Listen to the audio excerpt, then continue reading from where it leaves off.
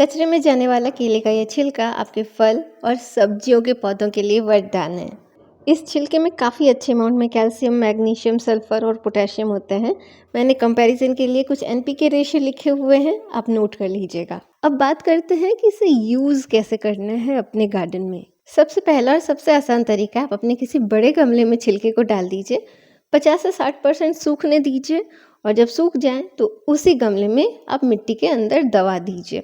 छोटे गमलों में ऐसा बिल्कुल मत करिएगा क्योंकि दबाने के समय पौधे की जड़ें खराब हो सकती है। साथ ही नाइट्रोजन की कमी की वजह से कभी कभी पौधा भी स्टंटेड हो जाता है।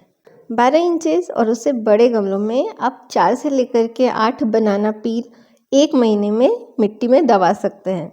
बनाना पील को यूज़ करने का जो दूसरा अच्छा तरीका है वो है कि आप इसे धूप में अच्छे तरीके से सुखा लीजिए, छोटे छोटे पीसेस बना लीजिए और इन पीसेस से आप अपने कई सारे पौधों की मल्चिंग कर सकते हैं, मतलब मिट्टी के ऊपर बिछा सकते हैं। इससे मिट्टी मॉइस्ट भी बनी रहती है और साथ ही पौधों को न्यूट्रिएंट्स भी मिलता रहता है। मल्चिंग आप किसी पौधे में 4-5 महीने में एक बार कर सकते हैं।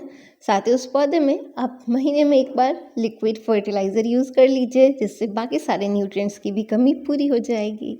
बाकी बचे हुए टुकड़ों का पाउडर बना लेंगे और इस पाउडर को आप अपने किसी भी पौधे के फर्टिलाइज़र शेड्यूल में ऐड कर सकते हैं।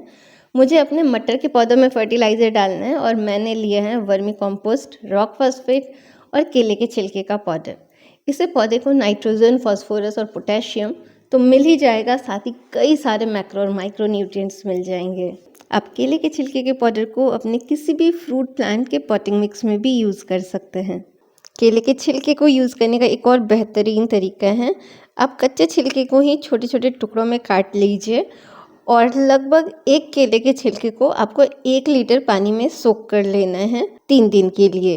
घर को अच्छे से ढक के रखिएगा, नहीं तो छोटी छोटी मक्खियाँ बहुत परेशान करेंगी। तीनों दिन जब भी आपको टाइम मिले, आप दिन में 2 या 3 बार सारी ही चीज़ों को अच्छे से मिक्स ज़रूर कर लीजिएगा।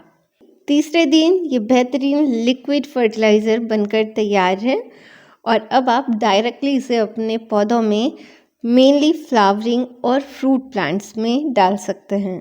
इस टॉनिक का 20 से 30 ml एक पौधे के लिए काफ़ी होगा और इस टॉनिक को आप महीने में एक बार यूज़ कर सकते हैं।